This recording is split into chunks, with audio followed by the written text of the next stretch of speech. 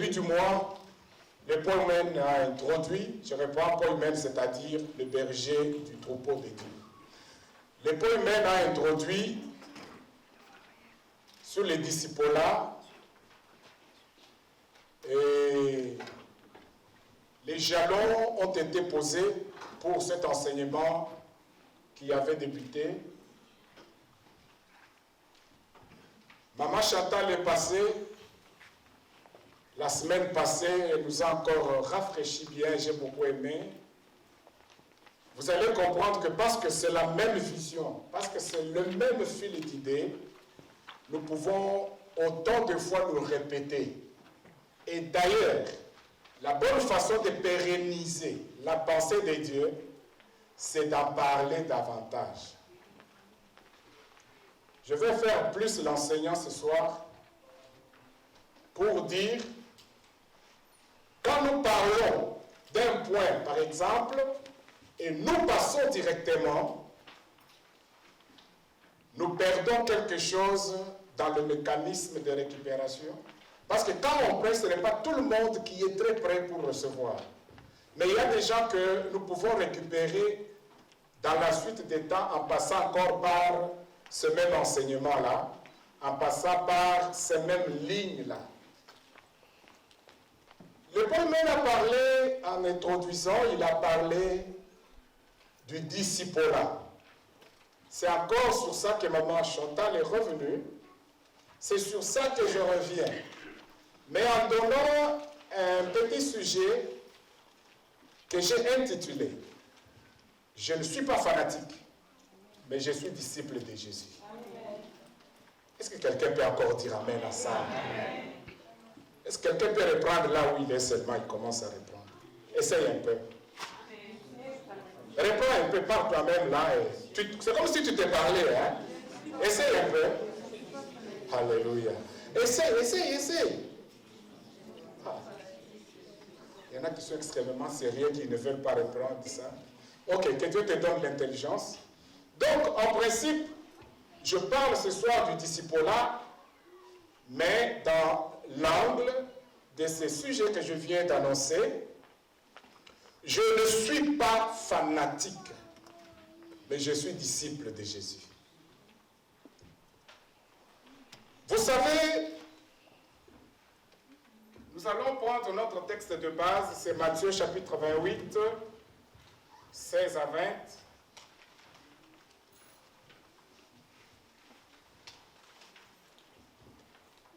Je ne suis pas fanatique.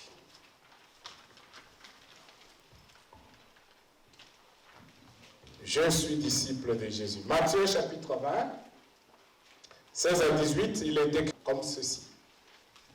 Les 11 disciples allèrent en Galilée sur la montagne que Jésus leur avait désignée. Quand ils les virent, ils se prosternèrent devant lui, mais quelques-uns eurent des doutes. Jésus, s'étant approché, leur parla ainsi. Tout pouvoir m'a été donné dans le ciel et sur la terre. 19. Allez, faites de toutes les nations des disciples, les baptisant au nom du Père, du Fils et du Saint-Esprit, et enseignez-leur à observer tout ce que je vous ai prescrit. Et voici, je suis avec vous tous les jours jusqu'à la fin du monde. Amen. Quand vous lisez aussi Marc chapitre 16, c'est un correspondant, mais avec une nuance d'agencement d'idées et d'expression. Donc, ce sont le même verset, pratiquement la même parole, mais écrite par deux différents disciples de Jésus. Je vais commencer par donner le but de notre pensée en cours et en particulier de ce soir. Le but de cet enseignement sur le discipolat, ce n'est pas pour le plaisir de donner. c'est plutôt la pensée de Dieu. 1. 2.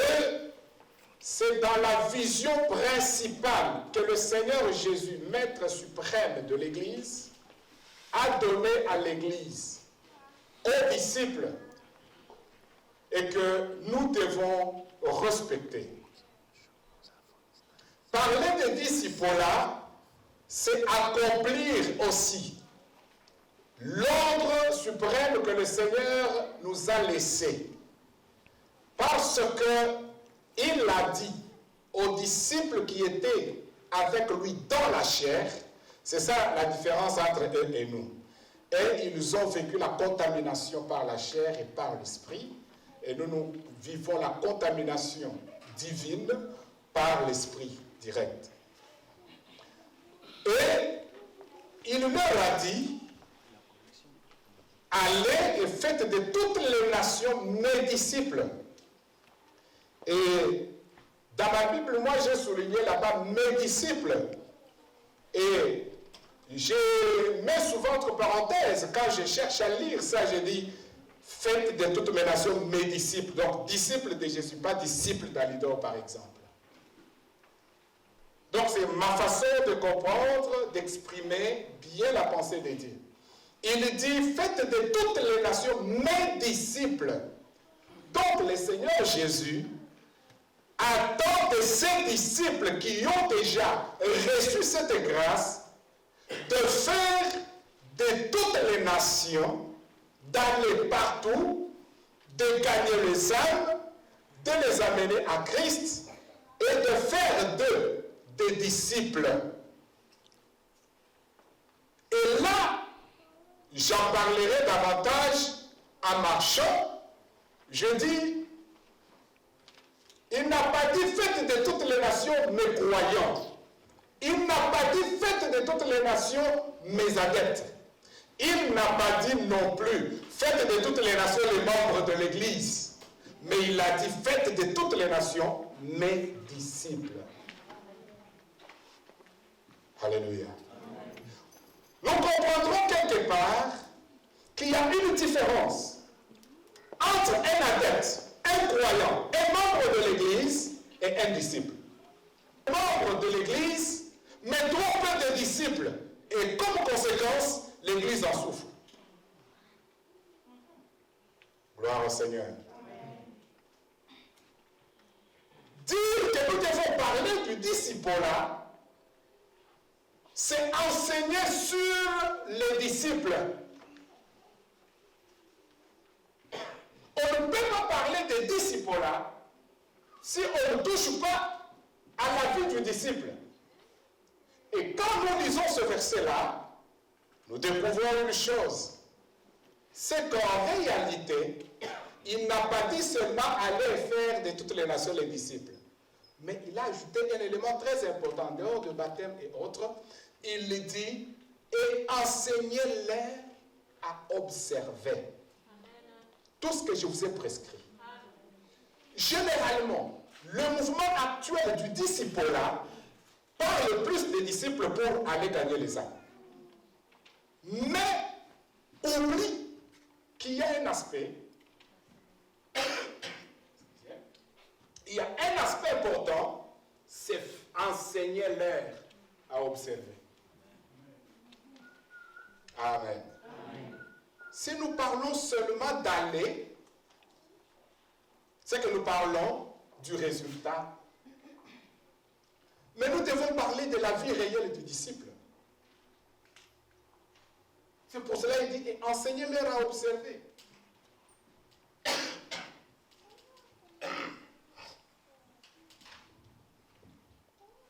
Donc, nous voulons accomplir cette mission divine. Nous voulons prêcher la parole pour aider à faire asseoir le peuple de Dieu dans la parole. Nous voulons enseigner les convertis à la connaissance de Jésus et faire d'eux des disciples. Nous comprendrons, bien aimés, que l'Église a une grande mission, c'est de faire des disciples. Donc, je comprends, l'Église doit faire. Si vous m'autorisez dans le sens du contexte, donc là je suis dans la contextualité. J'ai dit, faire des disciples, c'est créer des disciples. Les hommes qui viennent à Christ, nous les formons, nous les créons des disciples. Donc nous faisons d'eux des disciples parce que nous avons été faits disciples. Et nous leur enseignons à observer tout ce que le Seigneur a prescrit. Tu as vu, Dieu t'a donné l'intelligence. Donc la prière est exaucée. Elle a eu l'intelligence et l'a mise en pratique. Il y a eu le miracle de la multiplication. Gloire au Seigneur.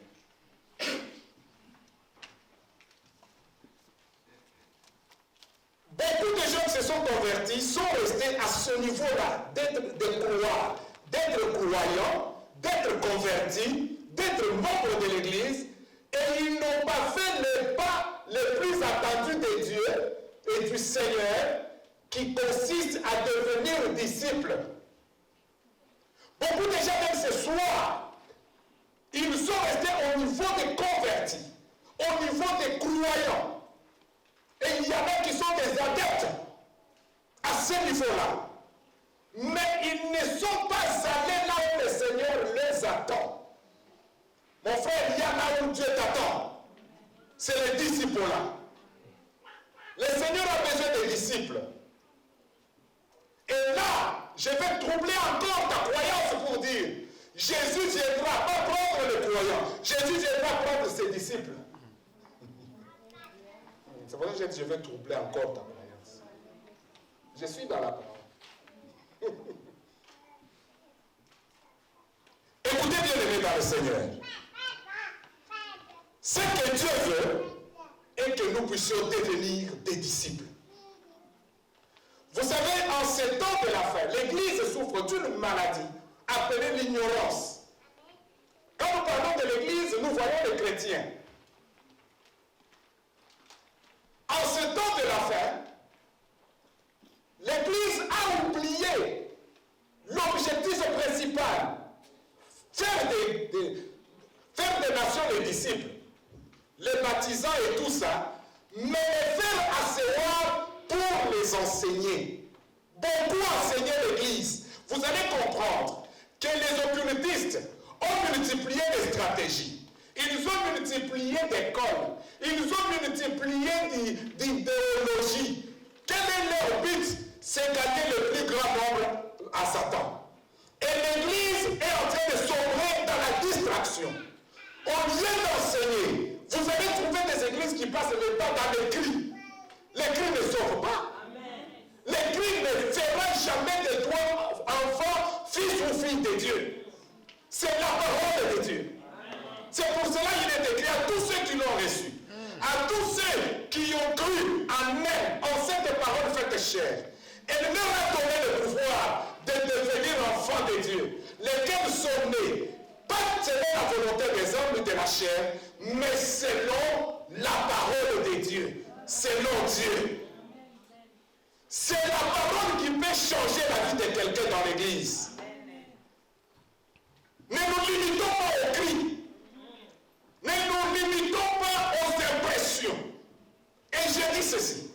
L'église, beaucoup de serviteurs de Dieu aujourd'hui, au lieu d'impacter les âmes, ils sont en train de les impressionner.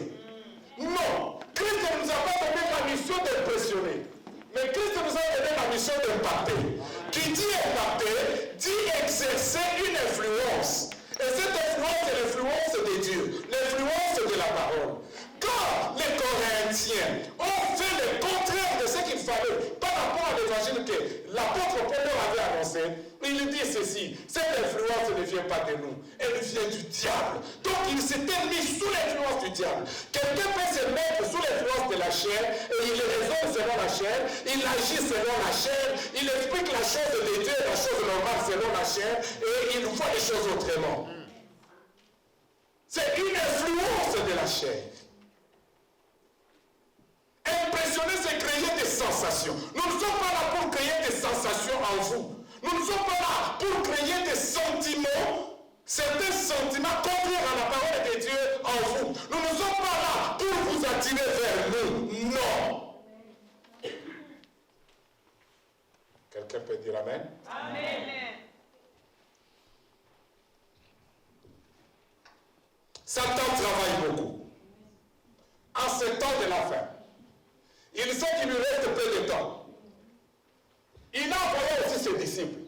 Les bons disciples ne s'utilisent pas seulement pour Jésus. Ils s'utilisent dans des domaines et des domaines.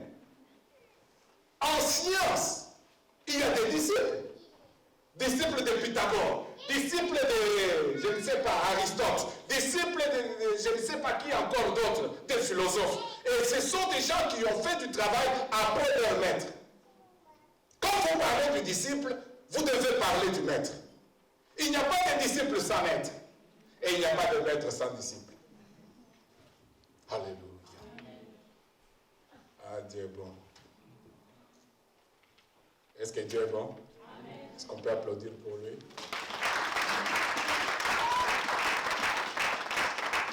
Je sens que dans ma faiblesse du corps, Dieu a enseigné à mon esprit, il lui a donné un volume, mais je donnerai l'essentiel compte tenu du temps. Donc, on a lu, je n'ai pas encore commencé à parler du tout du texte. Je suis en train de présenter. Ça, c'est la présentation. Prenons un fanatique, c'est qui? Quand vous lisez les dictionnaires, vous trouvez les documents scientifiques qui donnent la signification, définition, synonyme et autres des mots.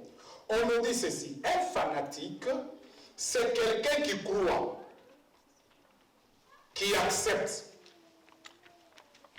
et de foi aveuglément, dans une religion, dans une doctrine.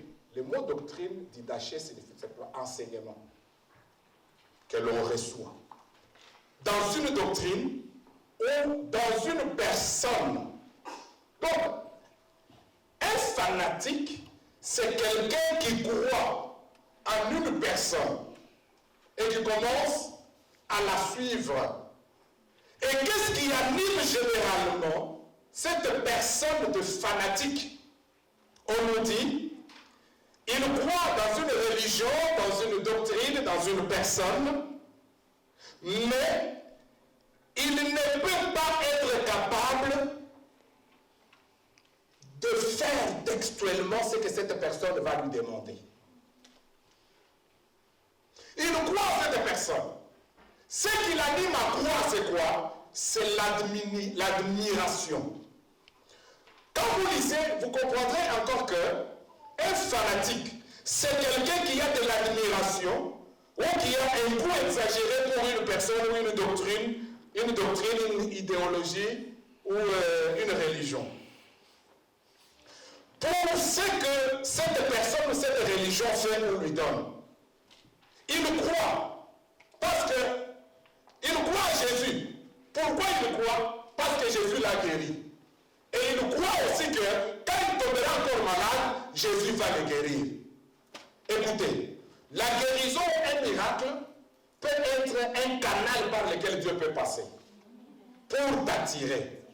Et je suis en train de dire, si dans une église, il n'y a pas de miracle, de prodiges, de signes, il n'y a pas de hauts faits, c'est que Dieu n'est pas à l'œuvre pratiquement. Est-ce que nous sommes d'accord? Je suis en train de dire ceci. Il faut que dans l'église, qu'il y ait un buisson ardent. Quand il y a un buisson ardent, Moïse était attiré. Il dit, mais comment est-ce que ça peut s'allumer et ça ne se consume pas? En se tournant pour regarder, alors Dieu me dit, Moïse, mange. Come here. Dieu l'a attiré par le buisson ardent.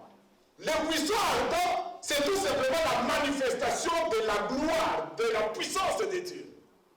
Effet dévorant. Oh, c'est effet dévorant sous forme de buisson ardent. C'est toujours Dieu, le fait dévorant. Il est fait dévorant, il est dans ta vie, mais il ne te dévore pas toi. Dévorant, il dévore celui qui vient te combattre. Mais il est en toi. C'est comme ça qu'il s'est manifesté pour Moïse. Il ne voulait pas faire du mal à Moïse, mais il voulait parler à Moïse parce qu'il avait besoin de lui. Alors, il fait le miracle du buisson ardent. Moïse est attiré. Bien aimé, les actions puissantes de Dieu attirent aussi. Amen. Nous avons une tendance aujourd'hui qui croit qu'il faut minimiser le miracle. On ne peut pas minimiser ce que le Saint-Esprit accomplit. Amen. Et aujourd'hui, beaucoup de chrétiens attribuent à Satan beaucoup de miracles. Ils seront jugés, c'est pas bon. Vous connaissez ce que c'est blasphème? Très bien, vous allez comprendre. Le Saint-Esprit agit, toi tu dis ça, c'est Satan. C'est un blasphème. Dieu utilise son serviteur ou sa servante, toi tu dis, c'est un démon. Ça, c'est un blasphème. Tu dis, le Saint-Esprit qui a agi là est démon. Quelqu'un est fâché? Mais comment on peut devenir trop sérieux? Oh, la concentration. Amen. Donc, ce qui anime un fanatique, c'est l'admiration.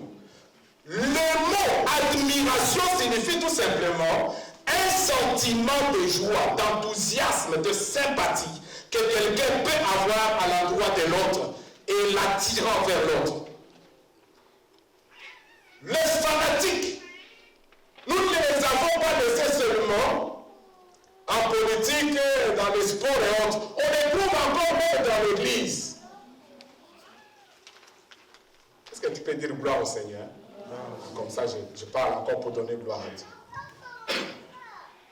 Quand nous lisons 1 Corinthiens, chapitre 3, de 1 à 5, nous allons comprendre ce que j'ai dit sur le fanatisme. On nous dit ceci. Là, c'est l'apôtre Paul qui parle. Il dit, pour moi, frère, ce n'est pas comme à des hommes spirituels que j'ai pu vous parler, mais comme à des hommes charnels, comme à des enfants en Christ. Là, l'enfant prend un autre sens. Pas de celui qui est né, mais de celui qui est immature. Ok? C'est ça le sens des enfants en Christ. Et il dit ceci. Je vous ai donné du lait, non de la nourriture solide, car vous ne pouviez pas la supporter, cette nourriture solide. Il y a des chrétiens qui ne sont pas encore à mesure de supporter la nourriture solide, qui sont encore au lait et à la bouillie. Et il continue, il dit, et vous ne le pouvez pas même à présent, parce que vous êtes encore charnel. Donc un homme charnel n'accepte pas toute la parole de Dieu. C'est un croyant. Il croit, mais il n'accepte pas certaines choses. Mais ça appartient au maître. Il dit qu'il a cru en ses maîtres. Mais il souhaite encore vivre une partie pour le maître, une partie pour lui. Alors, il continue, il dit, en effet, puisqu'il y a parmi vous de la jalousie et des disputes, n'êtes-vous pas charnel? Et ne marchez-vous pas selon l'homme, quand l'un dit, moi, je suis de Paul, et un autre, moi, d'Apollos. N'êtes-vous pas des hommes? C'est-à-dire des immatures. Et il dit, qu'est-ce donc qu'Apollos et qu'est-ce que Paul, des serviteurs, par le moyen desquels vous avez cru, selon que le Seigneur l'a donné à chacun? Il y a un problème de fanatisme ici. Quand vous lisez, vous ne voyez pas, on a écrit fanatisme. Mais on parle du fanatisme. C'est-à-dire, dans cette église de Corinthe, il y avait des chrétiens, des croyants, des membres de l'église, des adeptes, qui étaient là, mais qui étaient en train de choisir parmi les ministres, parmi les apôtres, parmi les pasteurs, parmi les prédicateurs. Celui-ci disait, moi j'aime Papa Philippe, je n'aime pas Pasteur Sabin. L'autre dit, moi j'aime Pasteur Alidor, je n'aime pas Maman Chantal. L'autre dit, moi c'est Maman Chantal, pas Papa Philippe. Donc des choses comme ça, c'est du fanatisme dans l'église. Vous n'avez pas à dire que ça n'existe pas. Nous entendons que ça existe et nous entendons pour que vous fassiez attention et que ces choses ne dominent pas. Même si toi tu n'as pas dit Amen, j'ai dit, le fanatisme, c'est une œuvre de la chair. Dieu n'aime pas ça. Amen. Il y a des gens dans l'église,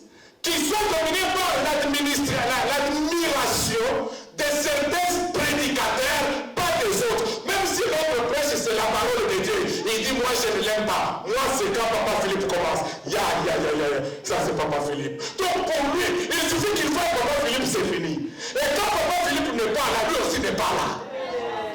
Vous savez pourquoi dans l'église, les gens sont dans l'église du Seigneur, mais nous d'un coup, ils suivent quelqu'un et ils sont partis. Ce n'est pas que des fanatiques. L'église n'est pas l'église des fanatiques. L'église c'est l'église des disciples. Même dans la faiblesse, l'évangile est fort. Amen. Écoutez bien aimés. Écoutez. Il y a aussi des serviteurs qui travaillent en police pour attirer les gens vers eux. Pose bien la question. Moi, Apollos, où est notre serviteur? Ailleurs, on parle de Céphas, de Pierre. Il dit ceci. Qui de ces gens-là est mort sur la croix pour vous? Qui vous a sauvé? Comment je peux devenir fanatique d'un pasteur? Toi, fanatique, tu es en dehors de la parole. J'ai dit, j'enseigne ce soir. Donc, je suis dans la parole. Si ici, il y a encore des fanatiques de certains pasteurs ici, ils sont hors jeu. Tu es hors jeu. Nous devons les aimer. Nous devons avoir de l'amour, du respect envers eux tous. Tant qu'il est serviteur, je lui donne le respect. Tant qu'il est serviteur, je lui donne le respect. Et je dois encore l'aimer 2 fois. C'est-à-dire, je l'aime en tant que mon frère en Christ et je l'aime en tant que mon pasteur. En tant que loin de Dieu. Mais pas devenir fanatique. Tous les fanatiques iront à l'enfer. Les disciples iront. Mais c'est clair. Écoutez, je vais encore vous dire les problèmes des fanatiques. Ils n'aiment pas qu'on touche à certains points de la parole de Dieu. Vous trouvez dans l'église, on n'aime pas tel serviteur parce que quand lui il prêche, il parle toujours du péché. Mais dis, c'est une façon, vous êtes disciple, un disciple on le prépare en lui parlant sur la vie du péché, c'est mauvais, c'est ça les disciples là. Mais toi tu n'aimes pas qu'on parle. Si une église refuse qu'on touche à la vie du péché, cette église est problématique. Elle n'est pas spirituelle, elle est charnelle. Comme je n'ai pas besoin de fanatiques, j'ai dit ce que je dois dire de la parole de Dieu. Mais tu dois m'aimer. Mais tu dois me respecter. En tant que roi de Dieu. Alléluia. Moi je voulais aller, je trouve le visage renfogné. Je dis, oh Seigneur, on va me lapider. Si on me lapide, je serai sur la liste de ces martyrs-là. Amen. Alléluia. Que Dieu vous bénisse. Constat. Un fanatique peut changer, peut croire en Christ, mais pour lui, il voit d'abord l'homme. Il ne voit pas Dieu. Lui, c'est d'abord l'homme. Donc, toute sa foi est en un homme. Notre foi n'est pas en un homme. Mais nous devons avoir confiance en des hommes de Dieu. Est-ce que je suis dans la parole? Confiez-vous en Dieu et vous serez affermis. Et confiez-vous en ses serviteurs, vous serez. Vous voyez, j'ai parlé de l'ignorance ici.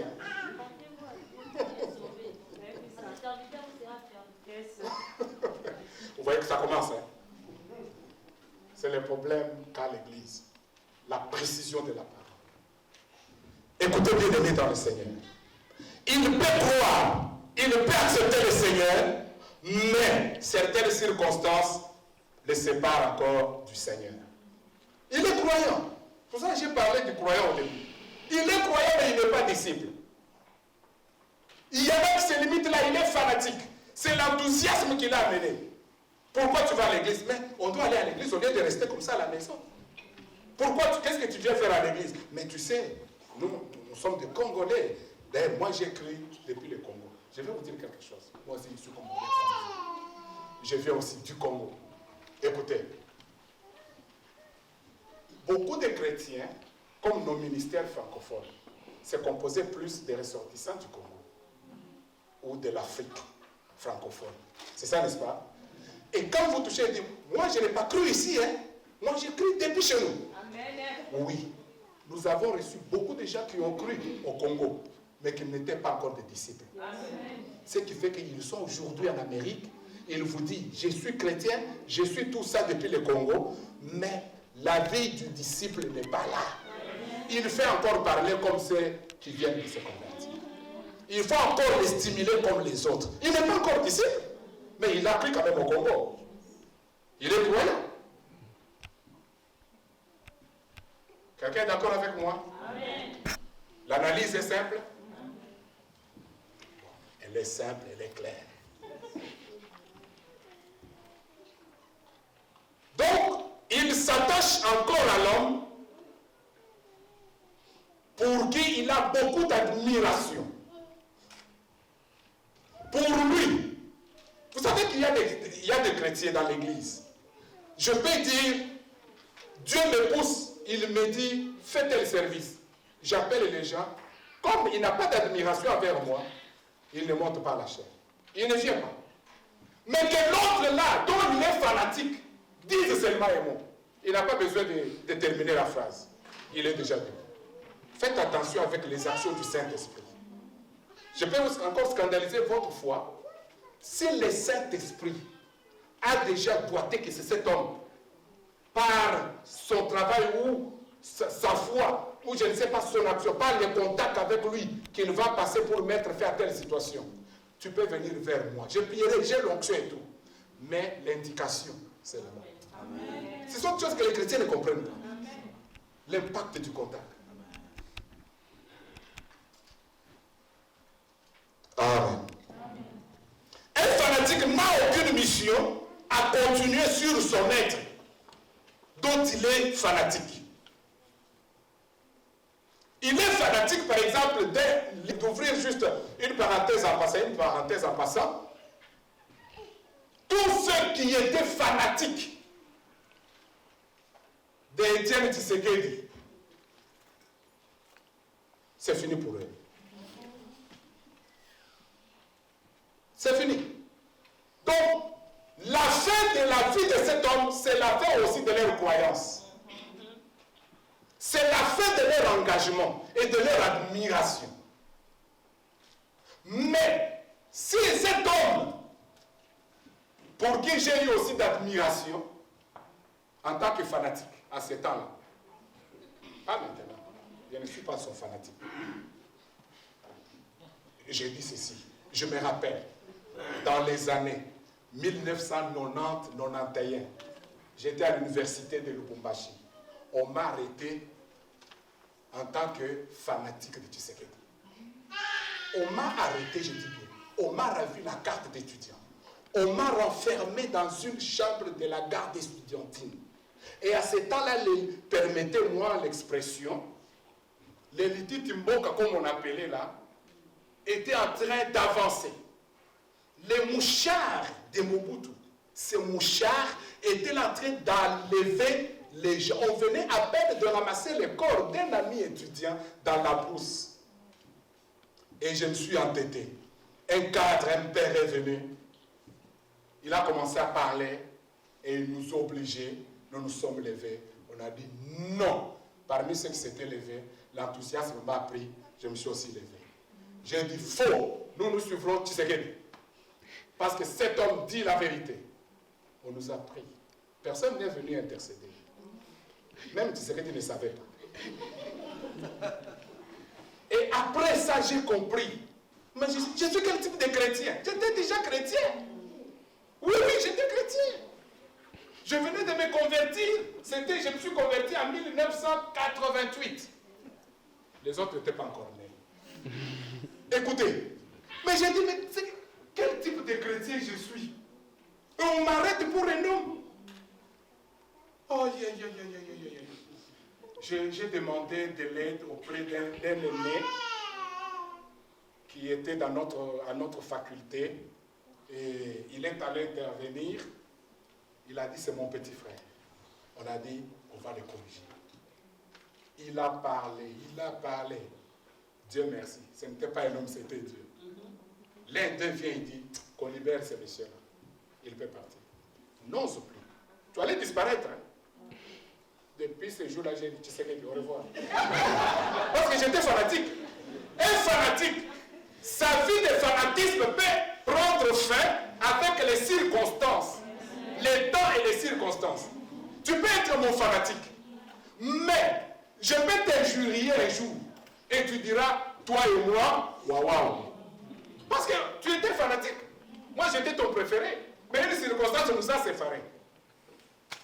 Oh, j'aime les disciples. Rien ne les sépare du maître. Est-ce qu'on comprend? Amen. Alors, bien aimés dans le Seigneur, nous disons, le message que le Seigneur nous a demandé de transmettre dans le message du jour, à ce niveau, c'est, il demande à son peuple, il dit, dis à mon peuple, lève-toi, le Seigneur a besoin de toi. La lumière est sur toi et l'ennemi cherche à l'étouffer. Ma gloire est devant mon peuple, mais le peuple ne sait pas faire entrer ma gloire. Et le Seigneur a dit, ce que tu dois faire en tant qu'appelé par Dieu, personne d'autre ne le fera à ta place. Si tu le fais, tu auras ta couronne. Si tu ne le fais pas, tu seras jugé. Donc, c'était ça le petit message prophétique dans l'ensemble. Mais le message général, nous sommes en train de le transmettre. Donc, vous découvrez que les fanatiques étaient dans l'église de Corinthe. Les uns étaient fanatiques de Paul, les autres fanatiques de Pierre, les autres fanatiques d'Apollos. Tous les trois là étaient très forts. Je vous dis, de tous ces trois, personne n'était faible dans la parole. Pierre, très fort. Apollos, on lui dit, un homme vexé dans la parole de Dieu. Que quand il parlait, il avait une éloquence terrible. Et on prend Paul, l'homme de la sagesse avec la parole. Et Pierre lui rend témoignage, il dit, faites attention avec cet homme-là de Paul. Il dit des choses avec une sagesse que si tu es charnel, tu ne vas pas bien les comprendre. Donc tous étaient forts. C'est comme ça que les uns se sont alliés à Paul, non, les autres à Apollos, les autres à Pierre. Mais heureusement qu'il y avait un homme spirituel. C'était Paul qui a dit, je n'ai pas de retard ici. Il faut éduquer l'Église. L'Église, il faut l'éduquer. C'est pour cela, il dit dans l'épître à Timothée, il dit, en toutes les circonstances, bonnes ou mauvaises, toi, prêche la parole, censure, corrige, redresse. Est-ce que vous voyez tous ces mots-là ont leur signification? Afin que l'homme de Dieu soit bien fait. Amen. Amen. Amen. Il y a eu aussi des fanatiques de Paul quelque part. Ce sont les fils de Séva. Vous les connaissez, n'est-ce pas? Ils ont vu Paul chasser les démons. Ils ont vu Paul agir, prier sur les possédés. Ils ont vu le miracle que Dieu de Paul accomplissait. Ils sont tombés fanatiques de Paul. Et ils vont commettre l'erreur d'aller aussi ailleurs pour prendre un démoniaque et commencer à chasser. Au nom de Paul, de Dieu que Paul prêche. Au nom de Jésus que Paul prêche. Les démons, ils savent que tel est disciple, tel n'est pas. Qu'est-ce que les démons ont fait? Ils les ont enroués, ils les ont tabassés. On a déchiré les amis. Les fanatismes, tu vas mourir précipitamment. Aucun homme ne va te sauver. Aucun pasteur ne va te sauver si ce n'est Jésus-Christ lui-même. Notre travail et notre place en tant que serviteurs de Dieu, en tant que ministres de Dieu, nous sommes comme des poteaux indicateurs. Notre travail, c'est montrer que le chemin c'est ici. Viens, je vais t'accompagner. Je t'aide à aller. L'objectif ou la finalité, ce n'est pas moi. Ce n'est pas le pasteur. Ce n'est pas pasteur Samuel, ce n'est pas pasteur Philippe, ce n'est pas pasteur Chantal, ce n'est pas je ne sais pas quel pasteur, ce n'est pas le dirigeant de la chorale, ce n'est pas qui, c'est Jésus-Christ. Et l'Église a un travail aujourd'hui en ce temps de l'affaire parce que le diable est en train de détourner les âmes, en train de détourner même les chrétiens entre guillemets. L'Église doit aussi beaucoup travailler pour enseigner clairement les choses, pour faire asseoir le peuple. Un peuple qui est debout aura des difficultés. Vous ne pouvez pas manger debout. hommage en étant assis. Vous ne pouvez pas vivre certaines bénédictions de Dieu en étant dans la vie spirituelle debout. Il faut être assis dans la parole de Dieu. Il y a des choses, tu as prié, tu t'es même fatigué, mais Dieu attend quand tu vas comprendre qu'il faut t'asseoir d'abord dans la parole. C'est d'être licolo, youlou, comme on dit. Donc j'ai 3 langues, il reste une langue nationale. Ça, j'apprends encore. Donc, en réalité, si vous venez, vous ne venez pas pour moi, vous ne venez pas pour le pasteur Saber, pour le pasteur Philippe, pasteur Chantal, je ne sais pas qui. Si parmi nous, il y a quelqu'un qui est en train de vous fanatiser pour vous attacher à lui, la Bible dit qu'il soit anathème. C'est dur, hein?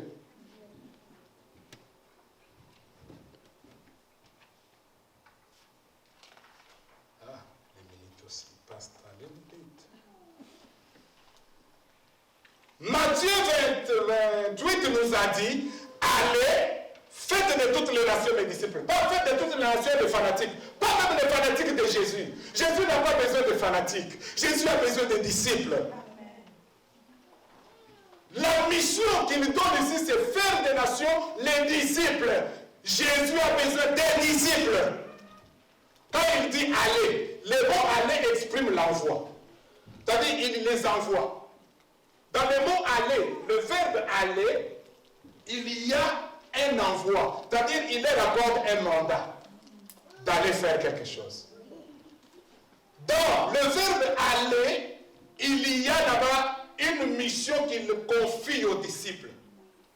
Alors il dit, allez, faites de toutes les nations mes disciples. Faire de toutes les nations mes disciples, c'est une vision. La vision en allant, on l'apporte, c'est laquelle? Faire des disciples de Jésus. Pas mes disciples.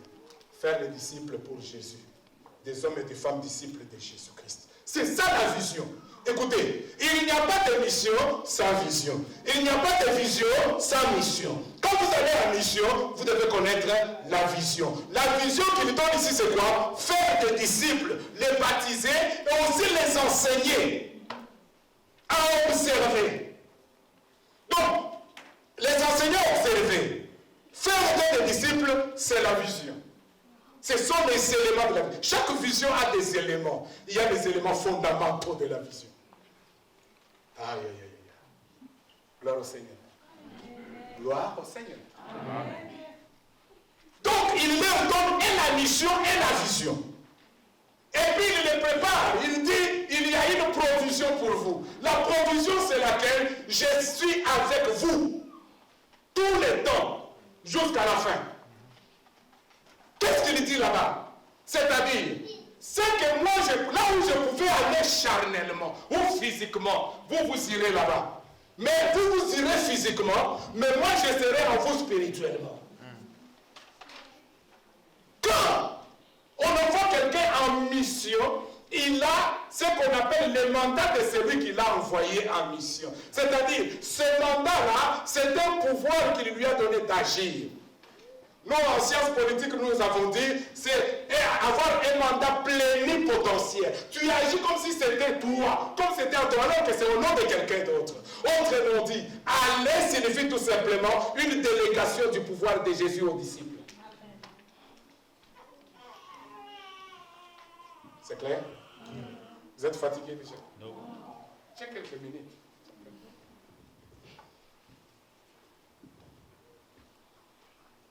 Donc l'Église, les disciples qui sont déjà disciples ont une grande tâche, c'est aussi d'aller et de faire des nations des disciples. C'est-à-dire quoi? Il y a une mission qui est d'ouvrir juste une parenthèse en passant, Tous ceux qui étaient fanatiques d'Étienne Tshisekedi, c'est fini pour eux. C'est fini. Donc, la fin de la vie de cet homme, c'est la fin aussi de leur croyance. C'est la fin de leur engagement et de leur admiration. Mais, si cet homme, pour qui j'ai eu aussi d'admiration, je vais d'abord dire ceci, le Père est missionnaire. Dieu le Père est un missionnaire. C'est le plus grand missionnaire. Il est venu en mission sur la terre. Il a créé la terre. Il a créé l'homme. C'était toute une mission. Le Père est un missionnaire. 2. Il envoie son Fils comme missionnaire sur la terre. Le Fils, c'est aussi un missionnaire. Il est venu dans sa mission avec une vision, un objectif. C'était 1. Sauver l'humanité. 2. Enseigner à l'humanité à connaître Dieu le Père. Comme le Fils était missionnaire, il a accompli, il a formé des disciples, il fallait aussi qu'il envoie. Alors il envoie les disciples. 3. Les disciples sont des missionnaires. Tant que tu es là, si tu es disciple, c'est que tu es missionnaire. Tu as une mission accomplie. Est-ce qu'il y a un disciple ici? Amen. Alléluia. Applaudissons d'abord pour Dieu.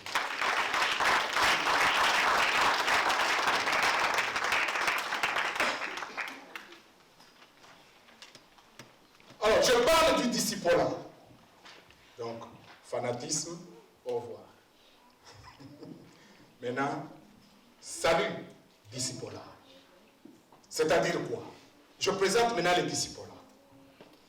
On ne peut pas parler du discipolat sans parler de ces éléments suivants. 1. Le discipolat, c'est le fait de former des disciples pour Jésus. 2. Le discipolat, dire que nous faisons le discipolat, dire que nous enseignons sur le discipolat, c'est-à-dire nous faisons l'étude de la vie, du caractère, du comportement du disciple. On ne peut pas parler du discipolat sans parler du caractère et de la vie du disciple. 3. Parler du discipolat, c'est étudier la mission du disciple sur la terre pendant qu'il y vit. Donc parler du discipolat, c'est parler de la mission du disciple. Donc vous voyez, le discipolat, ce n'est pas seulement aller. Il y a la vie, le caractère du disciple.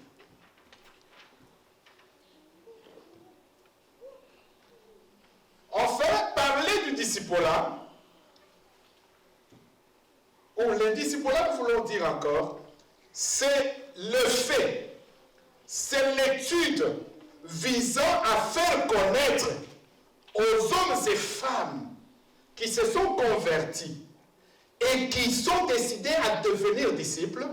Donc, on leur donne la connaissance, on les aide à étudier, à connaître, à comprendre ce qu'un disciple est, ce que Dieu veut pour lui en tant que disciple, ce qu'il doit faire, comment il doit être. Alors là, vous allez comprendre que le disciple, j'aime beaucoup les ordinateurs et les enregistreurs qui enregistrent. Donc, ils n'ont pas besoin d'écrire. Je peux donner un verset. Si quelqu'un pense connaître quoi qu'il ne connaît rien, il s'abuse. Je peux donner un autre. Si quelqu'un pense être quelque chose, quoi qu'il ne soit rien, il se détruit. Je suis dans 1 Corinthiens 8 et Galates 6. Ces deux versets se trouvent là. Donc, un vrai disciple, ou le vrai discipolat, est d'abord enseigner les gens, les âmes qui sont gagnées à Christ, à connaître mieux Christ. Beaucoup de chrétiens ne connaissent pas bien Christ. Ce qui fait qu'ils sont prêts à confondre Christ avec n'importe quel prophète. Un autre prophète peut paraître, il va dire, mais l'essentiel c'est prier. L'essentiel ce n'est pas prier. L'essentiel c'est connaître, vivre le maître. C'est comme ça que les disciples, ils cèdent difficilement certaines invitations. Amen. Là, c'est clair. On m'invite où? Pourquoi? Qu'est-ce qu'il y a? Pas Parce que je ne peux pas aller n'importe où. Vous trouvez des chrétiens, ils s'absentent même de son église, du culte de chez lui, de son adresse et son appartenance. Je suis à l'invitation. Non, il faut former des disciples. Comment on te voit? Oh, je suis déjà parti avec telle personne. Ah, comme ça. Alors, de telles personnes suivent qui? De telles personnes ont besoin de qui au juste? De Paul et Apollos. Et de Pierre aussi. À la loi et au témoignage. C'est ça qui est écrit dans les Écritures. Si on ne parle pas ainsi, il n'y aura pas l'aurore. C'est dans la parole. Alors, nous parlons des outils, les outils du discipulat. Le premier outil pour un disciple, c'est l'enseignement de la parole. L'enseignement de la parole, c'est le premier outil d'un disciple. Tu ne peux pas devenir disciple sans la vie de la parole de Dieu. Tu ne peux pas devenir disciple sans la connaissance de la parole de Dieu. Tu ne feras pas le discipulat sur la terre de ton vivant si tu n'as pas la parole de Dieu. Vous savez, bien aimés dans le Seigneur, l'église locale a la charge d'organiser des temps, des moments pour enseigner la parole. Nous sommes dans une maladie, la maladie appelée l'américanose. Moi j'ai inventé ça, américanose. C'est-à-dire les manières de l'Amérique. On n'a pas le temps de prier. Samedi, ça me suffit. On n'a pas le temps d'écouter. Mais toujours ici en Amérique, il y a des endroits, des églises où on prie même 2-3 fois par semaine. Mais il y a des endroits, même une fois là c'est trop. Et puis on est en train de regarder là. On doit respecter l'heure. Mais après toute une semaine, tu es très pressé. Est-ce un disciple? Donc l'église locale doit organiser des temps d'enseignement de la parole, de prédication, des séminaires, des exhortations, des conférences comme le pasteur venait d'annoncer pour le mois de mai. Des partages bibliques. L'église doit avoir des temps, des ateliers pour traiter des points de la parole de Dieu. Les ateliers, les semaines de réflexion, par exemple.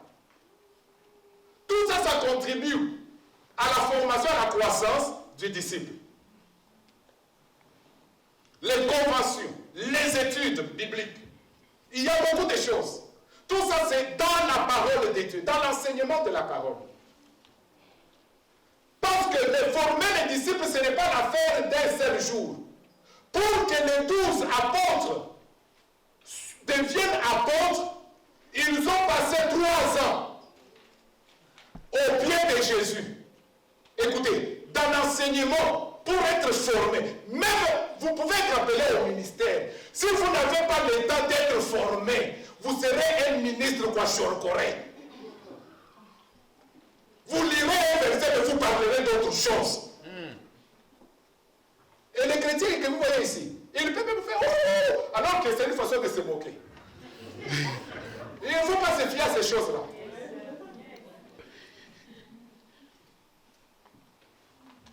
Écoutez, il a fallu 3 ans pour que les disciples soient formés par Jésus. Mais il était Dieu. Il pouvait seulement leur communiquer toutes les capacités. Le même jour, il dit, il allait partir. Il a pris du temps pour les former. Leur parler chaque jour. Pas seulement le samedi. Il leur parlait chaque jour. Amen. Nous mangeons tous les jours, nous travaillons tous les jours. Dieu, rendez-vous samedi. Mais si lui aussi disait, aujourd'hui je ne te soutiens pas, je te soutiendrai samedi. Qu'est-ce que ça sera? La mort? Non, Dieu est amour. Est-ce qu'on peut applaudir pour l'amour de Dieu?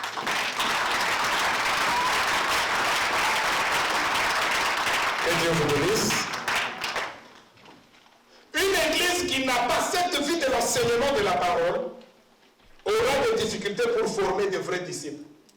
Il y aura déjà décidé à être disciples, mais qui auront des vides et des vides. Dieu nous jugera, nous les enseignants, nous les prédicateurs. Je reprends, Dieu nous jugera. Il est écrit encore. Et heureux ces serviteurs qui donnent la nourriture au temps convenable. Est-ce que le temps convenable, c'est seulement samedi? Je me demande toujours. Oui, j'ai aussi ma façon de parler avec Dieu. Dieu parle avec chacun, avec tous ses enfants, mais à sa façon. Et la Bible dit, il ne faut pas qu'il y ait un grand nombre d'enseignants parce qu'ils seront jugés sévèrement. Sévèrement.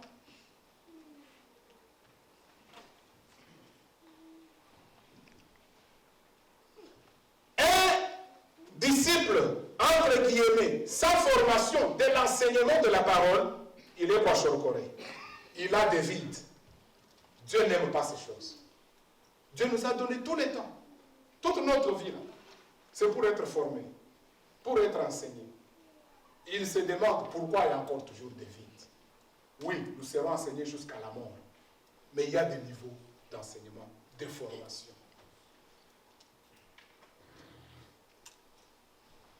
Donc, un chrétien sans cette vie d'enseignement de la parole, il reste au niveau d'un simple croyant, d'un simple adepte, d'un simple membre de l'Église, d'un simple converti, d'un simple fanatique, si vous voulez. Le deuxième outil, c'est le Saint-Esprit. On a déjà parlé de ça. Retenez seulement que dans le deuxième outil, le Saint-Esprit, c'est Dieu lui-même présent en toi, te rendant capable de faire ce que tu ne pouvais pas faire, d'aller partout et là où tu ne pouvais pas arriver, et l'exécution de sa volonté, de sa mission, et t'aidant à vivre sa parole. L'Église a un rôle. Nous disons, avec la Bible, l'Église, c'est la colonne et l'appui de la vérité. Le fondement de la parole, c'est la vérité. Donc, l'Église, c'est comme un appui, là où il faut s'appuyer pour la vérité. Je vais dire quoi? Si vous voulez connaître la vérité, demandez à l'Église. C'est-à-dire demandez aux chrétiens. Est-ce que les chrétiens, nous sommes en mesure de présenter la vérité de Jésus, notre maître? De présenter notre maître aux hommes?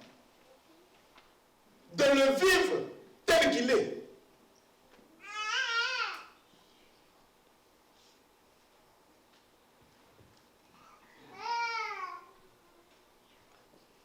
Aujourd'hui, l'Église passe tout le temps dans les impressions. Nous avons parlé des disciples et je vais échouer par là. Je portais un peu. Le mot disciple, donc je parlais des disciples. Maintenant, je touche aux disciples et je vais vous laisser tranquille. Le mot disciple, tiré du grec ou expliqué, pourquoi du grec? C'est parce que la Bible ici, à l'origine, il y a eu deux langues principales. La première langue a été utilisée pour l'Ancien Testament, c'est l'hébreu. La deuxième langue utilisée, c'était le grec. Et quand vous lisez, dans l'Ancien Testament, on n'a pas utilisé le mot disciple, on a utilisé le mot serviteur. Dans le Nouveau Testament, le Seigneur Jésus utilise le mot disciple.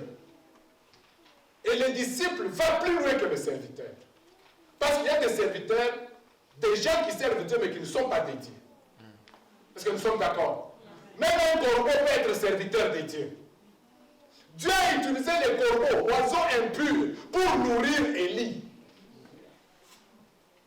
Dieu a utilisé Nabucodonosor comme serviteur pour punir Israël. Et à la fin, Dieu a frappé Nabucodonosor. Parce que tu ne m'appartiens pas. Donc, tout serviteur n'est pas disciple. Il faut entrer dans beaucoup de points. Hein? Alors, un disciple, du mot grec, signifie tout simplement quelqu'un qui croit dans une personne ou une doctrine, il l'apprend, la maîtrise, il la vit, il vit cette doctrine ou cette personne-là. Vivre Jésus. tu commences à vivre. Un disciple vit Jésus. Il ne mène plus sa vie, il vit Jésus. Il fait de cet enseignement ou de ce maître le mode de vie. Le mode de vie d'un disciple, c'est son maître. Le mode de vie d'un disciple, c'est l'enseignement de son maître. Même la fois passée, on a touché à ce point, par les prédicateurs. On a appelé les gens à Antioche pour la première fois chrétiens. Ce n'étaient pas les disciples qui avaient dit nous sommes des chrétiens. C'était les gens qui les ont vus agir et vivre. Ils ont dit ce sont des chrétiens. C'est-à-dire, ce sont des gens qui sont comme Christ. Je vais encore vous aider à comprendre. Un disciple, c'est un Christ sur la terre. Un disciple, c'est un Messie. Messie signifie Christ. C'est-à-dire oint. Oint envoyé pour accomplir. Un disciple, c'est un Christ. Donc, quand vous le voyez, son mode de vie, vous voyez Christ. C'est-à-dire, si Christ était là dans la chair, comment est-ce qu'il allait réagir dans telle situation? C'est comme ça que toi, tu dois réagir. Ça, c'est la vie d'un disciple. Si Christ était là dans la chair et que l'œuvre de Dieu souffre dans tel domaine, comment est-ce qu'il allait réagir? C'est comme ça que tu dois réagir.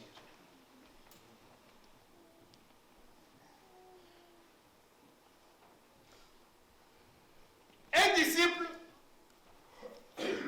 c'est un chrétien véritable qui vit Jésus et qui présente Jésus. Mais tout chrétien n'est pas disciple. Ce sont des bases sur lesquelles il faut beaucoup parler.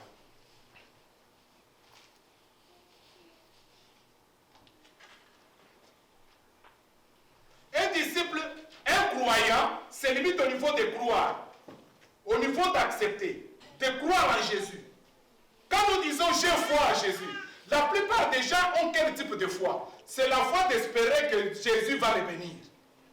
Mais attention, la foi du disciple, ce n'est pas la foi d'espérer en une bénédiction d'abord. Mais la foi du disciple, c'est la foi obéissance. C'est-à-dire, lui, sa foi, c'est obéir à Dieu. C'est obéir à la parole de Dieu. C'est obéir à la volonté de Dieu. C'est cela même ce qui est sa foi. La foi du disciple, c'est l'obéissance à son maître. Et le mot a été traduit comme ça. Un disciple, il provient tout simplement encore du mot martyr. C'est-à-dire quelqu'un qui donne sa vie à Christ et qui accepte tout pour Christ. Un disciple, c'est un martyr. C'est pour cela que quand vous lisez les documents là, vous allez découvrir comment ces gens-là sont morts. Ils ont donné leur vie. Pierre a été tué, a été crucifié aussi. Mais vous savez, à la différence, Pierre dit, vous voulez me pendre sur la croix, ne me mettez pas la tête au-dessus. Renversez-moi. Parce que je ne peux pas mourir comme Christ. Comme mon maître, comme ça, non. C'est lui qui est mort comme ça. Moi, renverser les choses. Il y en a qui sont morts, ils disent non, ne croisez pas, me mettez comme un X. Quelqu'un comme Jean, dans l'île de Patmos. Vous savez ce qui est arrivé avec Jean? On a pris sa face pour la parole de Dieu. On a pris sa face, on a mis dans l'huile qu'on était en train de bouillir, on a plongé. Il dit, je ne refuse pas Christ. Un disciple ne renie jamais son maître. Un disciple ne renonce jamais à la parole de Dieu. Amen. Si l'église a des disciples, cette église est bienheureuse. Amen. Mais si l'église a toujours des croyants, cette église souffre. Le pasteur fera ça.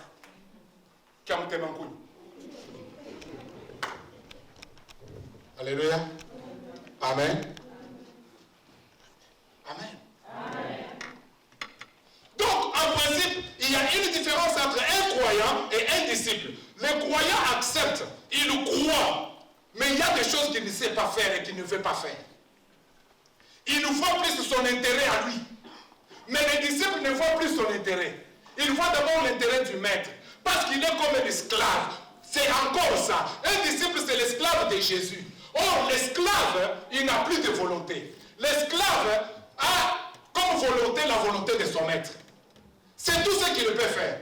C'est ça que l'apôtre Paul dit. Tout ce qui était de précieux pour moi, je le regarde aujourd'hui comme une perte, comme de la pourriture, comme de la boue, à cause de l'excellence de la connaissance de Christ. Ça, c'est un disciple. Avant d'aller chercher les autres, sois d'abord toi-même disciple. Avant de faire des disciples, sois d'abord toi-même disciple. Sois délivré pour délivrer les autres. Sois sauvé pour sauver les autres. Alors, j'échoue, c'est-à-dire j'atterris pour ne pas prendre tout le temps. Je suis dans la faveur des temps. C'est-à-dire j'ai déjà bousillé mon temps. Écoutez, 3 règles principales pour un disciple. Donc j'ai sauté beaucoup de choses.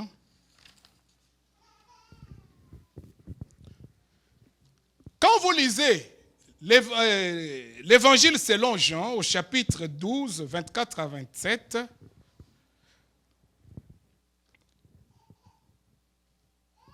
même Matthieu 16, 24, vous allez comprendre ce que je vais expliquer. Première règle, c'est être soi-même disciple avant de faire des disciples. C'est la première règle du discipulat. Deuxième règle, c'est être en mesure de suivre Jésus partout et en tout.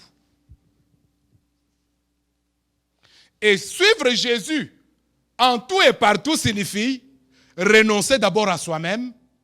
Le Paul Hymen avait touché à ça. 2, porter sa propre croix.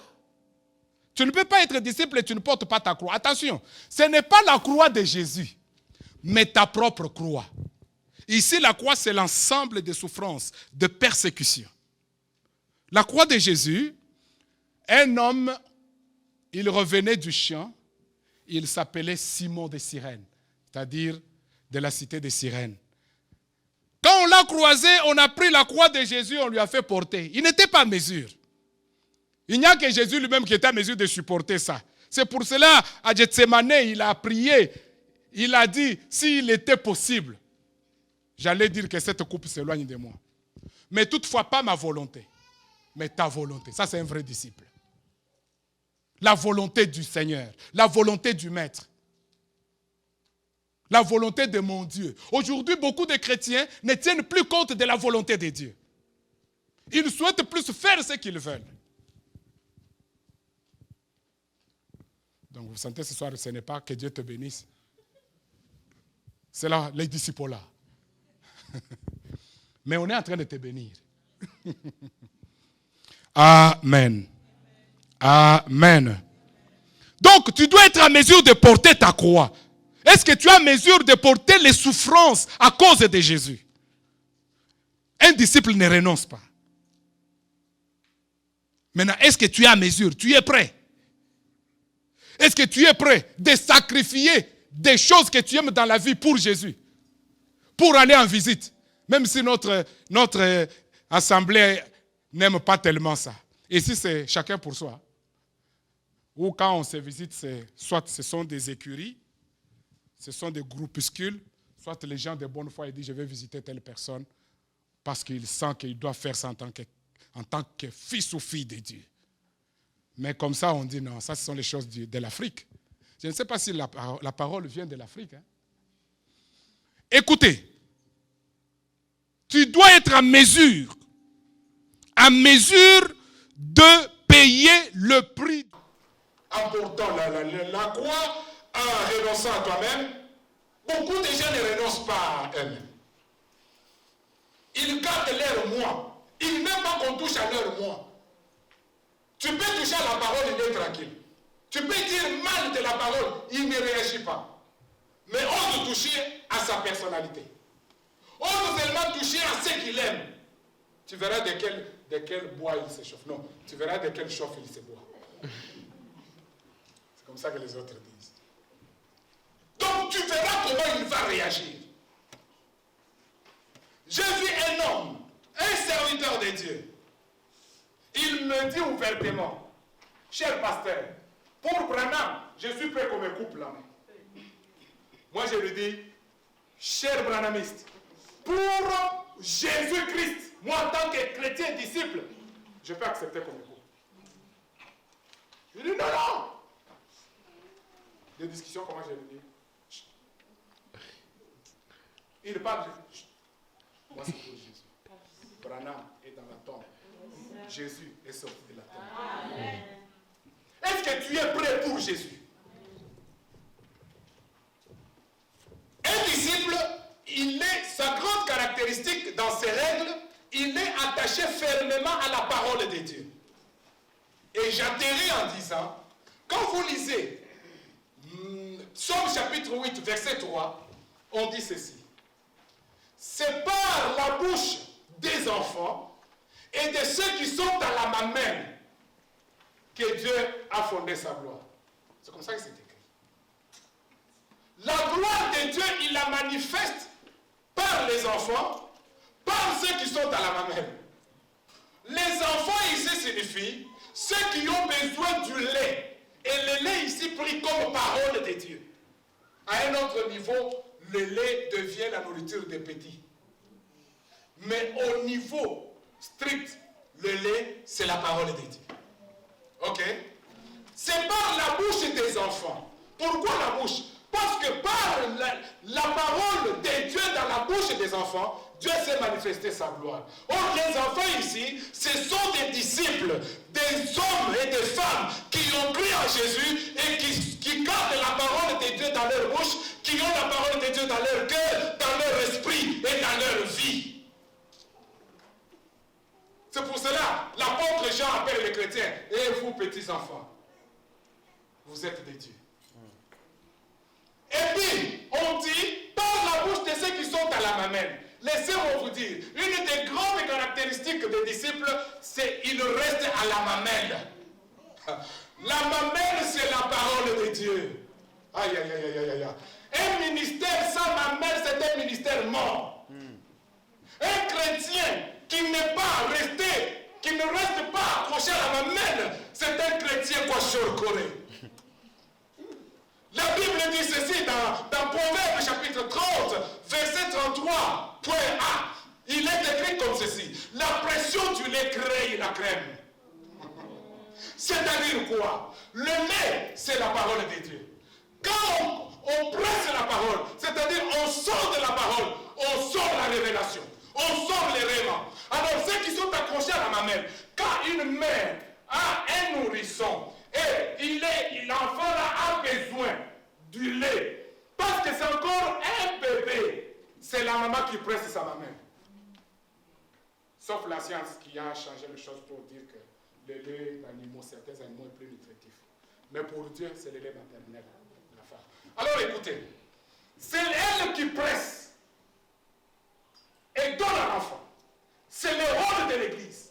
C'est le rôle du ministère. C'est presser la mamelle pour que le lait sorte. C'est presser les Écritures, sonder les Écritures pour enseigner l'Église. C'est presser les Écritures pour sortir le règlement de Dieu. Parce que ce qui fait vivre, ce ne sont pas du tout les Écritures. C'est ce qu'il y a dans les Écritures. C'est-à-dire le règlement de la parole de Dieu. Amen. Gloire au Seigneur.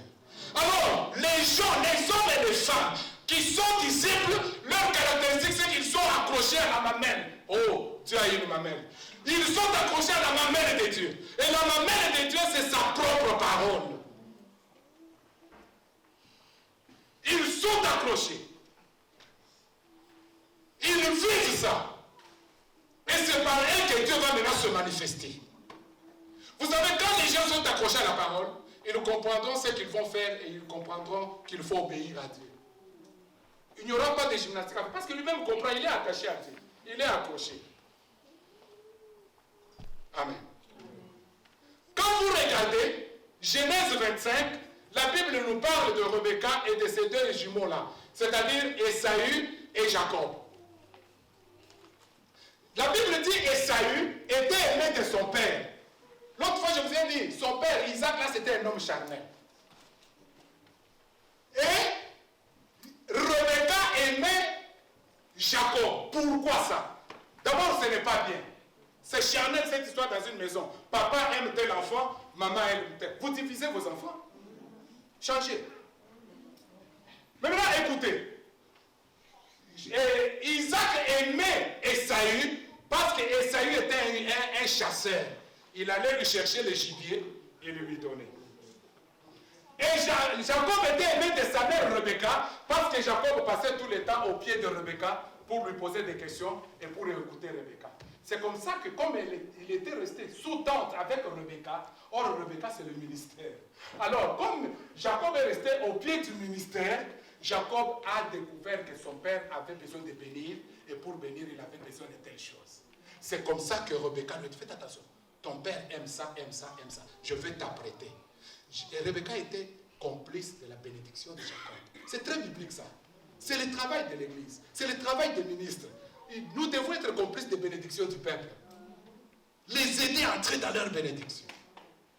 Donc Jacob était un homme de tente. Or les disciples, c'était un homme de la tente. C'est-à-dire un homme qui reste dans la présence de Dieu pour écouter Dieu, pour être enseigné, pour être instruit. Et c'est comme ça qu'il découvre la volonté de Dieu et Dieu se révèle à lui. Il fallait que Moïse aille à la montagne dans la présence de Dieu comme sous-tente pour écouter et découvrir Dieu. Amen. Or, Esaü, c'est le type d'une église et Jacob, c'est le type d'une autre église. Esaü, c'est l'image des chrétiens qui sont dans l'église mais qui n'ont pas le temps de rester sous tente pour être enseignés. Travailler, c'est bien. Même moi aussi, je travaille. Si nous n'avons pas le temps de chercher la présence de Dieu, d'écouter Dieu nous parler, d'écouter la parole de Dieu à cause du travail, nous devenons l'église type d'Esaü. Nous raterons la bénédiction finale. Travailler, apporter la dîme, Dieu sera content. Mais il va te manquer une chose. Tu seras semblable à Marthe. Marie est allée au pied de Jésus, Marthe est allée dans les travaux domestiques. Il y a beaucoup de Marthe, il y a beaucoup d'Esaü ici. C'est difficile de le voir. Le programme de l'enseignement, de la parole du culte avec Dieu, ça ne leur dit plus rien. Les business. Comment est-ce que Dieu va agir avec ces gens? Comment la gloire de Dieu va se manifester?